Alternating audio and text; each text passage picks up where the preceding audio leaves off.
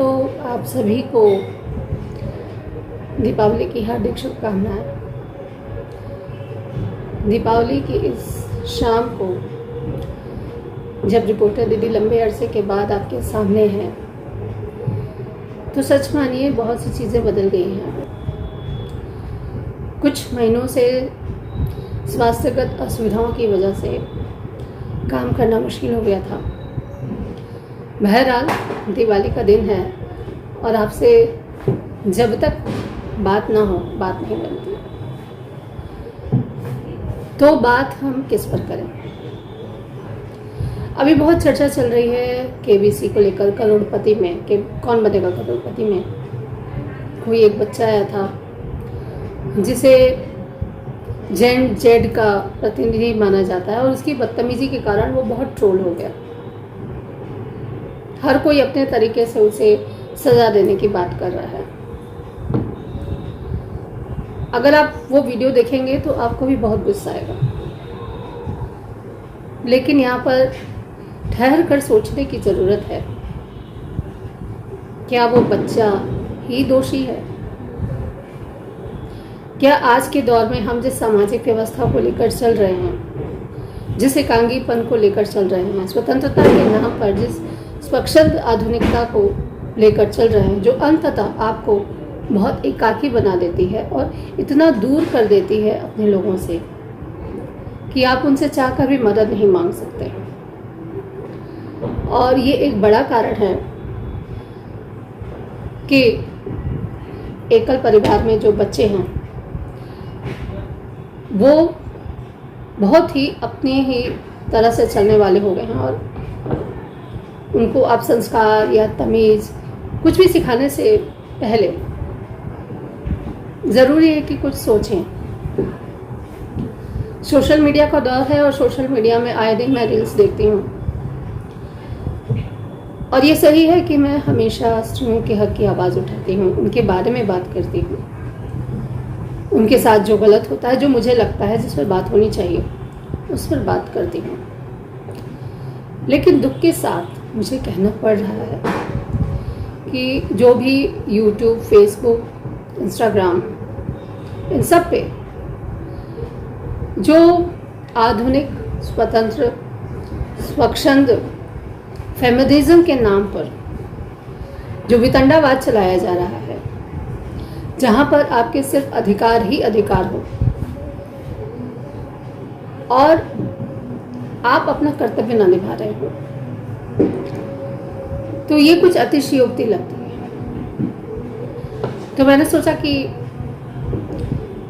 आज इसी बारे में बात की जाए। दीपावली का दिन है, माता लक्ष्मी का दिन है और गृहस्थ जीवन को या गृहिणियों को लक्ष्मी ही माना जाता है।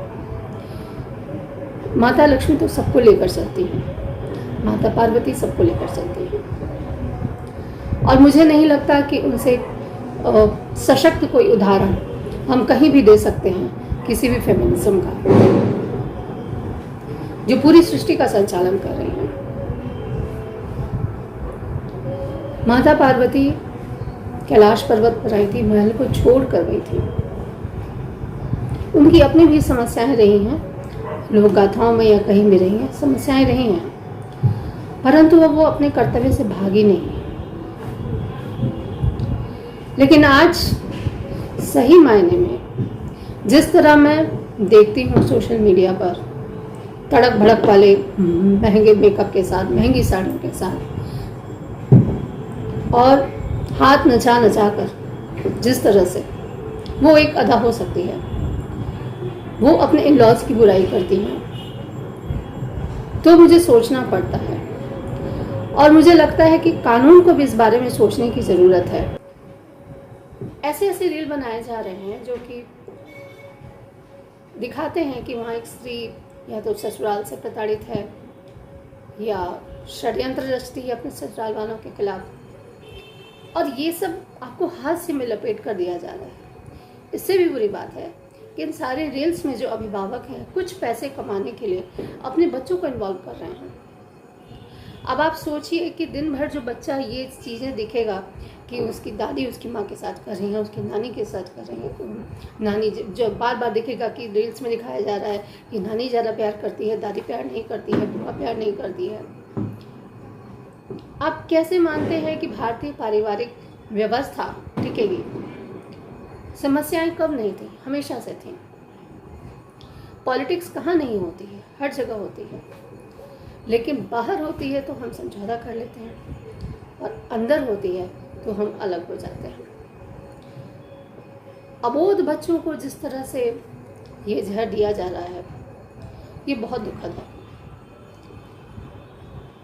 आज की लड़की वो स्वतंत्र लड़की है जो कि अपनी इच्छा से कुछ भी कर सकती है। मैक्सिमम मैं देखती हूँ, यहाँ तक कि जो कानूनी राय देने वाले लोग होते हैं। एक रील मैंने देखी कि जो बहू है वो अपने पति के माता पिता की सेवा करने के लिए बाध्य नहीं है, लेकिन वही लड़की अपने पति से उम्मीद करेगी कि उसका पति उसके माता पिता का सम्मान करे, उसके भाई के बिजनेस का खर्चा उठाए, उसकी साली जो उसकी छोटी बहन है यानी उसकी जो साली है उसके नाज नखरे उठाए। और जबकि उसी घर में उसकी जो ननद है, उसके पति की जो बहन है, वो कुछ मांग लेती हैं तो उसे बहुत खल जाता है। अपने माता पिता, अपने भाई बहन आपको अपने पति की जिम्मेदारी लगते हैं, उनके लिए आपके मन में सॉफ्ट कॉर्नर है, एक कृतज्ञता बोध है। हमारे माता पिता ने हमको बड़ा किया, सबके माता पिता ने सबको बड़ी मेहनत से बड़ा किया। लेकिन आप जिस घर में गई हैं, जिस व्यक्ति का हाथ पकड़ के आई हैं, और व्यक्ति जिसकी वजह से जहां आपको पूरी जिंदगी गुजारनी है, और ख़ास बात ये कि ये सब आपकी इच्छा से हो रहा है, बड़े धूमधाम से हो रहा है, वहाँ आपको तकलीफ होती है और वो सारे रिश्ते आपको बोझ लगते हैं। तो ये सोचना होगा कि ये दोहरापन कहाँ पे है। ये आप स्वीकार करने को तैयार नहीं है कि जो भी मैं देखती हूँ कि भाभी और ननद से जुड़े जो खास रील जो आती हैं, एक अजीब तरह की प्रतिस्पर्धा है, एक अजीब तरह का कंपटीशन है। इस सस्ती लोकप्रियता के लिए आप हमारी पूरी पारिवारिक व्यवस्था है उसको गहरी खाई में फेंक रही हैं। अक्सर मैं देखती हूँ बहुत सारे रील्स ऐसे होते हैं और सारी गृहिणियाँ ही बनाती हैं। मैक्सिमम ऐसे जो रील्स आप देखेंगे ज़्यादातर लड़कियाँ बनाती हैं, महिलाएं बनाती हैं, वो महिलाएं जिनको परिवार की धुरी माना जाता है। कहाँ से आपके अंदर इतनी कुंठा भरी है?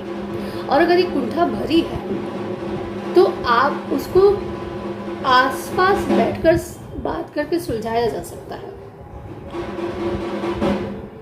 कई बार होता है, ऐसा क्यों होता है मेरी समझ में नहीं आता है, कि जिन महिलाओं को अपने भाइयों का बंटवारा बर्दाश्त नहीं होता है, जो अपनी भौजाइयों को दिन भर गरियाया करती हैं, वही महिलाएं अपने पति को और अपने बच्चों को उनके दादा दादी से, पति को अपने माता पिता से, उनके माता पिता से अलग करती हैं और एक स्वतंत्र जीवन इसको जीती हैं। मुझे ये बड़ा विचित्र लगता है। मजे की बात यह है कि यही महिलाएं जब वृद्धा होने लगती हैं, जब हाथ पर जवाब देने लगते हैं, तो अचानक फिर से उनको संयुक्त परिवार याद आने लगता है। उनके घर में जब वो कदम रखती है तो फिर से वो उम्मीद करती हैं कि उसे उतनी ही इज्जत दी जाए। जिसने ज़िंदगी भर अपनी सास को नहीं पूछा, जिसने ज़िंदगी भर अपने ससुर को नहीं पूछा, जिसने भाई बहन के बीच में दरार डाल दी, उसे अब संयुक्त परिवार चाहिए। हमेशा ये शिकायत होती है कि ससुराल वालों ने नहीं आया, ससुराल वालों ने ये नहीं किया, वो नहीं किया, दिन भर बुराई करते हैं। एक बार आप खुद से पूछिए, क्या आपने कभी ससुराल को अपने दिल से अपनाया है? अगर आप जिस घर में जा रही हैं उसे नहीं अपना रही हैं तो आप क्यों उम्मीद करती हैं? और आप ये हवाला देती हैं कि अचानक कोई 25 साल से जड़ा हुआ पेड़ कैसे एडजस्ट करेगा। तो यही बात है कि जब कोई नई बहू के साथ जिसे देखा हुआ नहीं है, उस घर के लोग कैसे एडजस्ट करेंगे? तो ये समस्या तो दोनों तरफ है।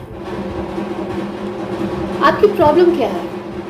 प्रॉब्लम, मैं ये नहीं कहती हूँ कि सारे ससुराल अच्छे होते हैं, सारे घर खराब होते हैं, ऐसा बिल्कुल नहीं। लेकिन इसको जिस तरह से प्रचारित किया जाता है और जिस तरह से रील्स बनाकर सारे रिश्तों को ताक पे रख दिया जाता है, जिंदा रिश्ते जो है वो चुनिंदा हैं, पति पत्नी, बच्चा, मामा मासी, नाना नानी।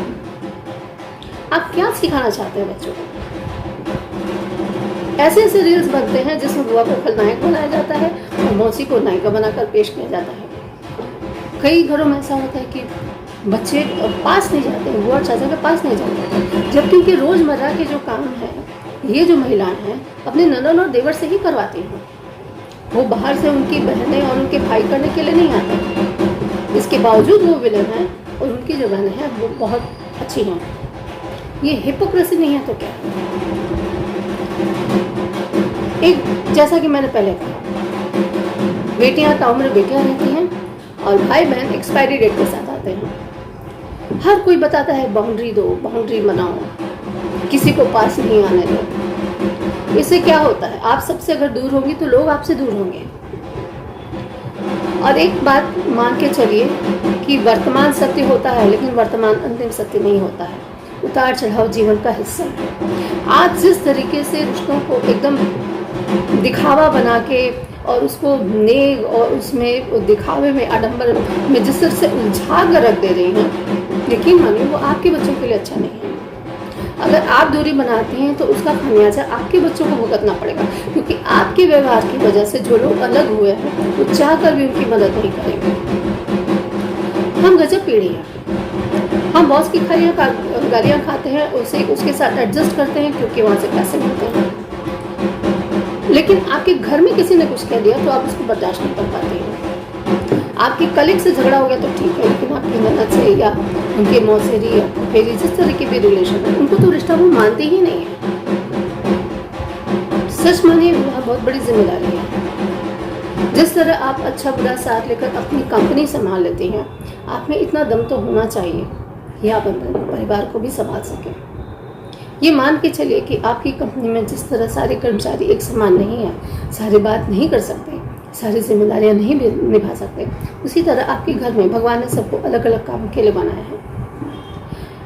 आज चाहे जितनी भी खूबसूरत हो, चाहे जितनी भी मेहनती हो, चाहे आपके पास जितना भी पैसा हो, लेकिन यकीन मानिए एक समय आएगा जब आपके हाथ पैर काम नहीं करेंगे, आप लाचार हो जाएंगे, आपके दोस्त चाहकर भी आपके साथ नहीं। और ऐसा भी हो सकता है कि आपने जो सिखाया उस सीख को लेकर आपके बच्चे कल को आपसे अलग हो जाएंगे। आपके अंदर जो क्षमता आज है, जो दौड़ भाग आज कर रहे हैं, वो कल आप नहीं कर पाएंगे। तो बच्चा कहाँ जाएगा और आप कहाँ जाएंगे? सच मानिए एक दूसरे पर निर्भर रहने की जो कला है प्रकृति ने बहुत सोच समझ के बनाई। नहीं तो हम तो इंसान जो हैं वो जीना ही दूभर कर देते हैं। आज दिवाली का दिन है, मैं ये कहना चाहती हूँ कि आपके जो बुझे हुए रिश्ते हैं उनको मनाइए और उनको एक बार फिर से जलाइए। मैं मानती हूँ कि कई बार खटास इतनी ज़्यादा होती है कि हम दूर हो जाते हैं, लेकिन दूर रहिए ना, फिर भी कम से कम षड्यंत्र तो मत रचिए, कम से कम नीचा तो मत दिखाइए, कम से कम प्रतिस्पर्धा तो मत कीजिए।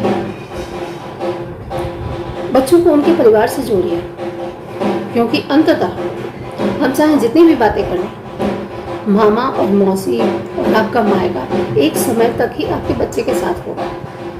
रहना उसको अपने बुआ और चाचा के साथ ही। यही सत्य है जो आप अपने बच्चों को नहीं समझा रहे हैं। संभालना उसे उन्हीं रिश्तों को है।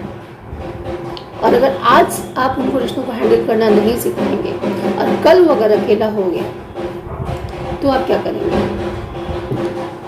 उसे सिखाइए कि हारना कोई बहुत बड़ा अपराध नहीं है। उसको ऐसी जगह पे ले जाइए जहाँ एक परिवार का जो स्थान है, जो प्रेम है, उसे मिले और उसे वो टूटने ना दे। हारना, झुकना, माफ़ी मांगना आपके बच्चे को कमज़ोर नहीं बनाते, बल्कि भविष्य के लिए तैयार करते हैं। उसे बताइए कि जीवन युद्ध का मैदान नहीं है, ये कोई दौड़ भी नहीं है जहाँ हर बार जीतना जरूरी है। हम हमेशा जीत नहीं सकते, ये सच है। जो आपकी गलतफहमी से जो डोर टूटी है, संभाल लीजिए। आप कुछ भी कर लीजिए, एक खाली जगह भरी रहती है। कहीं ना कहीं आप भी घुटती हैं, कहीं कहीं आप भी घुटती हैं। जरा सा सामंजस्य के अभाव में आपको वहाँ वहाँ झुकना पड़ता है, जहाँ जहाँ जिन जिन लोगों की आप शक्ल भी नहीं देखना चाहते हैं। आपको पड़ोसी के साथ मटर छीलना पसंद है, अपने घर में मटर छीलने में क्या हो रही है, काम तो आपको उतना ही करना है। इसके साथ मैं और भी परिवारों में ये कहना चाहूँगी कि बहुत ज़्यादा एक्सपेक्टेशन मत रखिए, बहुत ज़्यादा उम्मीदें मत रखिए। सबका एक व्यक्तिगत जीवन है, उसका सम्मान कीजिए। चलना दोनों ओर से होगा, लेकिन पहल तो किसी एक को करनी होगी। अगर आज आप जोड़ेंगे तो कल को नियति आपको जोड़ेगी, और आप तोड़ेंगे तो आपके पास कुछ नहीं बचेगा। ये औरतों को समझने की ज़रूरत है, क्योंकि वो सृष्टि की धुरी है, सृष्टि के संचालक हैं, और ये पूरी सृष्टि एक परिवार ही है। आज माता लक्ष्मी का पूजन है, माता काली का पूजन है। कम से कम उनसे हम बांधना और जोड़ना तो सीख ही सकते हैं। आप सभी को रिपोर्टर दीदी की तरफ से एक बार फिर से दीपावली की हार्दिक शुभकामनाओं के साथ नमस्कार।